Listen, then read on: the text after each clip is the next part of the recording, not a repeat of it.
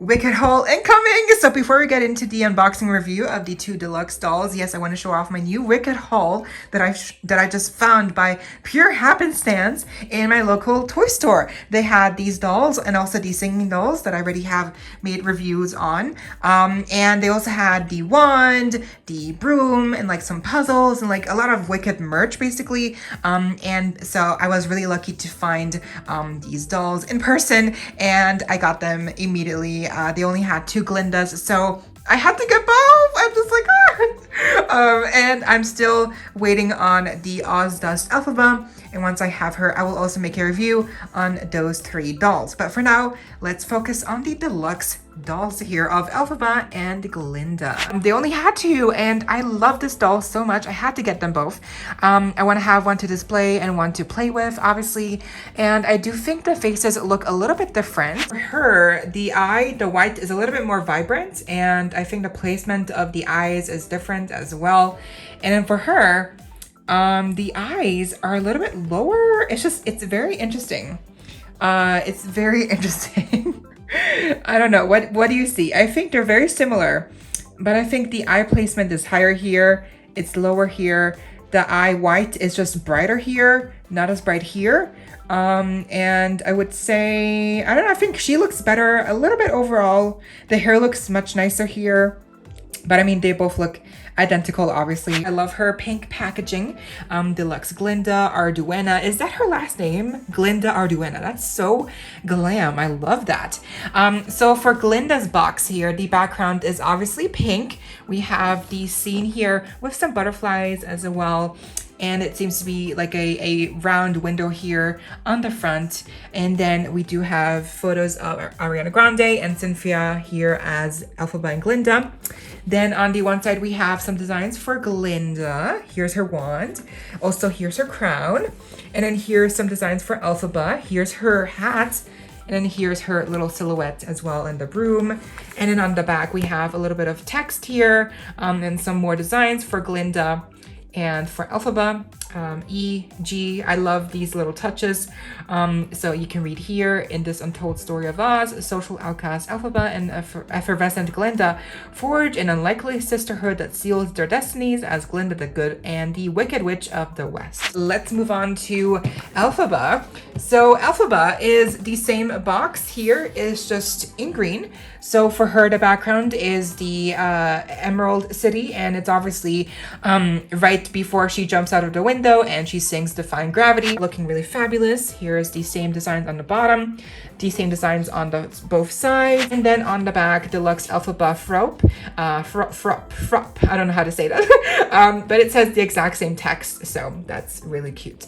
So that's it for the packaging, and I would say let's get them unboxed now. I am so excited, so stay tuned, subscribe, and let's get into it. And I got them unboxed. So here we go. They are honestly like really pretty amazing, but obviously obviously, yes, they do have some issues that we'll get into, so let's get a closer look at each doll individually. Okay, first up we have Elphaba here, and she is obviously in her Defying Gravity outfit here from the ending of the first movie, I'm assuming. So her accessories include her broom, satchel, her hats, and her doll stand. So both her and Glinda have the exact same base here, where it says Wicked, and then her base is in green, and then the actual stand is just clear with the waist clasp. She has this really nice broomstick,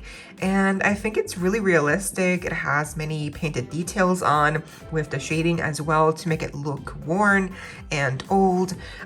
Here is the base. And yeah, I think it looks really realistic. It fits the vibe. It is heavy enough, so it kind of has, again, it has some realistic weight to it, also in proportion to the doll. We have her hat, obviously. Now, this hat mold is the exact same like the other Elphaba hats that we've seen. And I do think it looks maybe more matte with this one. I'm not sure. But it's the same exact piece, essentially. It looks very nice We have the details here, the rim. It's very realistic again, and it does fit her very well. And we have her satchel. So this is her grimoire bag. I'm assuming this is where she puts the grimoire book in, right? That's why it has such a specific shape, the bag here.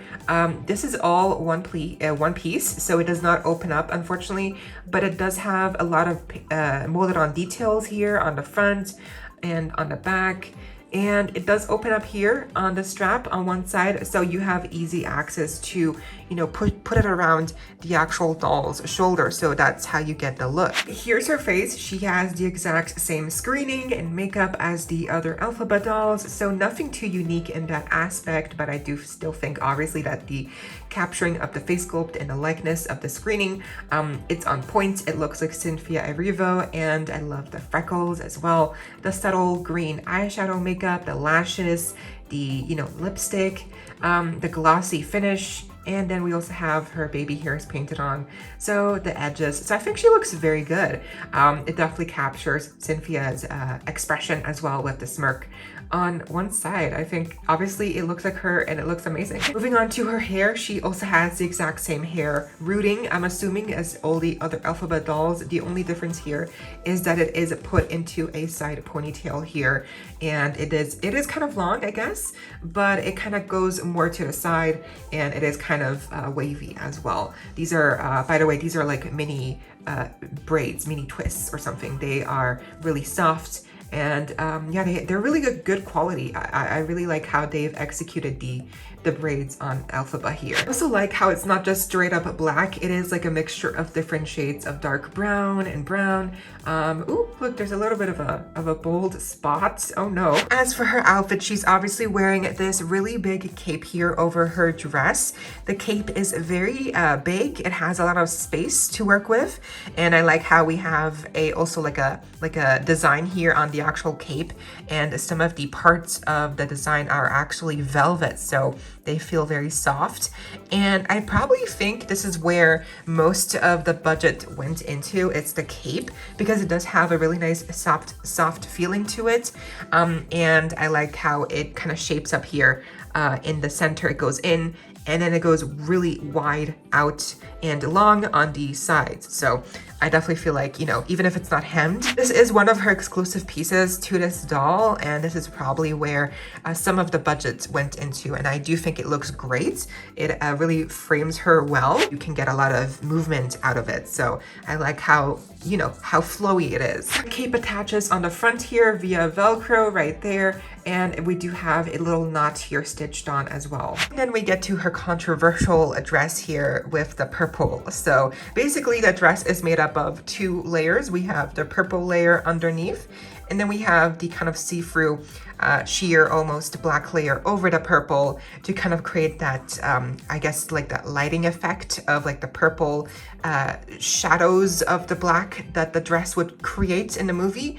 Yeah, I'm not sure. I think in the movie she does have purple in the dress, but it's probably not as vibrant as it is here in the actual doll version. But I also have to say, like in person, if there's no light shining directly onto the dress, it's not as purple as you see it here. Like obviously you see it's very obviously purple here because I have like two lights blinding onto it. But I think in person, it's really not as purple, like obviously, like at first glance. Like it's much more subtle. But I do understand why people are perhaps not happy with just like the striking purple. Because the purple is also like all over the dress, like the sleeves and like everywhere. But I think for me, I like it. I like also the texture of the black layer here. It actually has the exact same texture of the singing doll's dress. Here it's just, again, it's more like a sheer finish. So I also like how the shoulders, it puffs out here. It kind of creates a nice silhouette. By the way, she's articulated at the shoulders, elbows, wrists, hips, knees, and obviously at the head. So she has the full-on movement available. And then going down, she is wearing these really nice boots here. They are, I believe this is what most of the Elphaba dolls wear, but they are a nice mold. They are very detailed here. We have some lace molded on details at the heels. And yeah, I think it obviously looks good, but I do wish that there was perhaps some more painted details on the boots, and perhaps that we would get also more diversity with her shoes for Elphaba, because again, I think for most of the Elphaba dolls, she's wearing like one of two pairs of boots, and meanwhile Glinda, all of her dolls have unique shoes, I believe. So, but yeah, overall, I think this is a really great Elphaba doll. And if you can only get one, I would definitely get this one, because she is basically the quintessential Elphaba doll that you should get. She has all of the accessories. She has her broom. The dress is more layered. Yes, it's not as accurate, I guess. So I guess if you really want to create the most accurate version of Elphaba, you would have to get the singing doll version and then take her dress and put it on this doll, because she's the only one who has the broom and the cape and the stand. So I guess you would have to do some, you know, some customization, but I think essentially she is the quintessential Elphaba doll. I just love how her face, like the hat, kind of like, you know, frames the face in such a way where you can only see the smirk, and it looks amazing. So yeah, I think overall she's a really great doll, and especially next to Glinda, they just look amazing. So yeah, I love her. And then of course we have the amazing Glinda Arduena. By the way, I didn't know that their last names were Glinda Arduena and Elphaba Frop. Like, I never knew that. So thank you so much, box descriptions. I don't think she actually spends that much time in this look in the movie, in the first part, which is a shame, because I do think this outfit is just so essentially pink and like Glinda. So I do hope that we see more of her in this pink dress in the movie or in the second part. I don't know, but let's see. So starting off here with her, actually her accessories are the wand and the crown and her earrings, and obviously she has her stand. The only difference of her stand is that her base is in silver with some embedded glitter, but the actual Wicked logo is the exact same, and also the actual like stand is see-through, and the clasp is also the exact same for Glinda, even though she is wearing a dress. So we'll get into how that works later on. So I guess speaking of her other accessories, her wand here, which is really her only accessory, she doesn't have a purse or anything else. She actually, I just want to show you the way I attach the wand is here via elastic. So you kind of just like have to I put the elastic over the wand and then behind the hands, if that makes sense. So you can see this is how I did it. If you also want to attach the wand in a really simple way, because I feel like this is how you get the best look of her holding the wand. Her actual wand is like such a nice mold, and it's definitely just straight out of the movie. Like, it's so accurate, the length and like the little circular design here at the bottom. It's also very accurate. In the movie, I believe it's pink, but here it's just see-through, which is okay. And then we have the top here, obviously with these sparkles, and it's all pink here in the center especially, and we also have the little sparkles here on the different on the different points on the different strands. Yeah, I don't know how to explain it, but obviously you can see it, it's very accurate. I like how also it's not fragile at all, it's very flexible and durable. So I like how this wand is probably not gonna break unless you really try to make it break. Her other accessory is her bubble crown. Her crown here, it's all in silver. It's not as see-through as it is in the stock photos, unfortunately, but I still think it looks great. We obviously have all of these molded on details with the sparkles and like the little stars, and I think it looks good. Obviously, it's an accurate design essentially, but I do think maybe if it had been a little bit more, I don't know, like silver or see-through, or just like maybe if it had more painted on details, it will look more accurate. But I do appreciate how, like with the base of her stand, this silver here also does have some embedded glitter specks. It's barely noticeable, but you can definitely tell, like here, there's some glitter embedded into the actual plastic mold here. And I like how it just kind of looks all the way around. It's very accurate. Like, I think it looks great on her head. It's just big enough, but not too big, you know, like it's not over overshadowing the actual doll, so I think it looks, and it frames her face really well. She has some matching earrings here, also in silver with some more embedded glitter into it, and that's basically all of her accessories. Moving on to her face sculpt, she has the exact same face sculpt and face screening like all the other Glindas, no different makeup at all. The lipstick is the exact same, the blushing, the eyeshadow, and the expression. I think it looks great on her. I think it captures Glinda perfectly. I like how subtle the eyeshadow is, and I also like the dimples. Like, look at that, that's so cute. And I think the eyebrows are actually not that high. Like, I think, I don't know why the stock photos made it look really bad, but in person, I think you just kind of get used to it. I don't think there's like really anything wrong with the eyebrow placement. Like, I think it looks pretty good actually. Her hair, which some of you have argued that it's not really accurate because in the movie, her hair seems to be more of a lighter blonde, like a bleach blonde almost. On the doll, it is pulled back here with 2 strands, and then it meets in the middle here in the back. And it is a really nice saran. It is more of like a natural blonde, like gold blonde. It's not really like a bleach blonde, so I guess it's not accurate to the movie, like not completely, but I think for the actual doll, it works. It works, and it's not too long. It's long enough. It has a nice wave here on the end, and I think it really feels nice. It's not, there's no product in it whatsoever. I love the hair on her. It looks really nice all the way around. Again, it's really soft, and it has some nice shaping to it. Since we're back here already, let's take a look at the dress from the back. You can definitely tell that because of the fabric that they used for the dress, and the stand also kind of like imposing a little bit of a barrier here, the dress really can't properly like have its volume on the back, because yeah, again, the stand is really like disrupting the space. So, but also the fabric, again, it really feels, it looks very papery. So yeah, it looks not the best. Like here on the back, it looks really wrinkled, and it looks, yeah, not the best. But at least the bubble embellishments, like the bubble foils, they continue all the way around the dress. So I do have to give credit where credit is due. We do appreciate that the bubbles go all the way around the dress. They're not cheapening out on the bubble foils. We have this like longer piece here on the back, which is part of her first layer of her dress. On the front here on her bodice, I actually like how they did it because it has this nice little design here. It's like shaped really accurately to how the dress looks in the movie. We have this front panel here, and then we have one here in the back, and I like how they added the tulle here on the front, on the top, to give it more detail, I guess. And then we also have a much more of the foil here on the actual bodice portion. Again, I think this looks actually not bad. This looks really good. Then this portion here kind of like flares out to the first layer of her dress. And this one is a little bit shorter here. This one's bigger, as we saw on the back as well.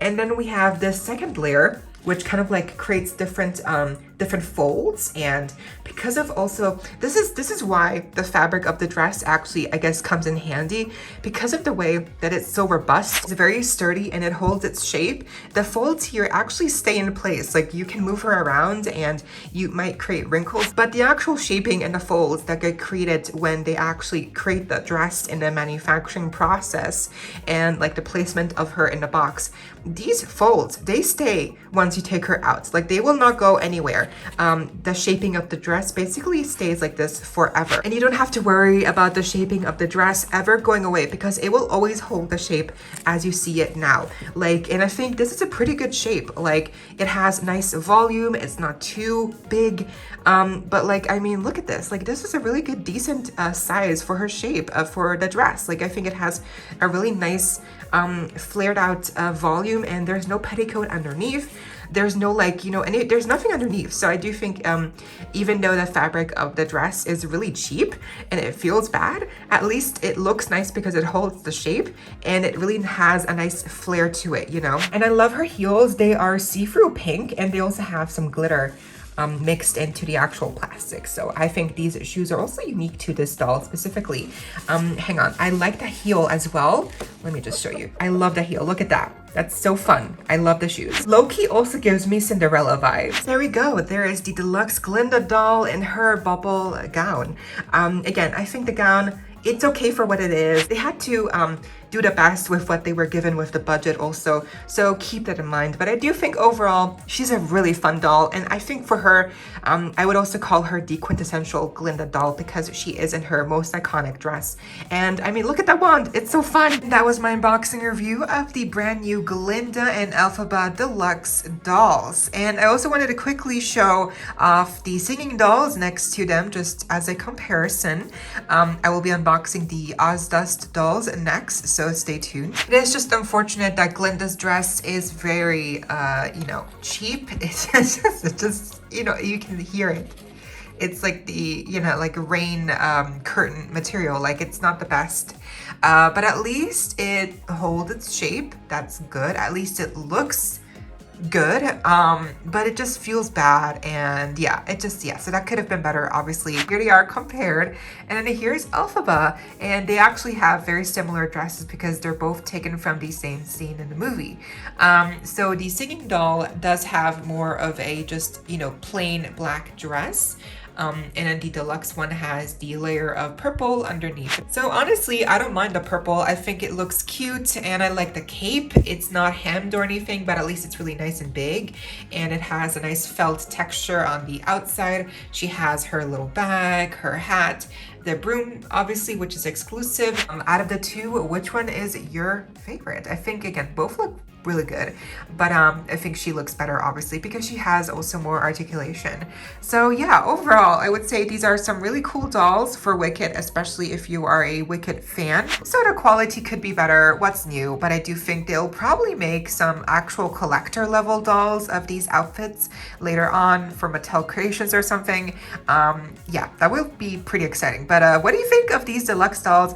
Let me know down below. But I hope you all enjoyed. Leave a like, share, comment, subscribe, hit the notification bell, and consider becoming a member today to support the channel if you're able to. And of course, so you don't miss out on a post more content like this coming your way and keeping you up to date with all the dollty you love. Stay safe, be kind. I hope this next time, stay peachy. Kisses.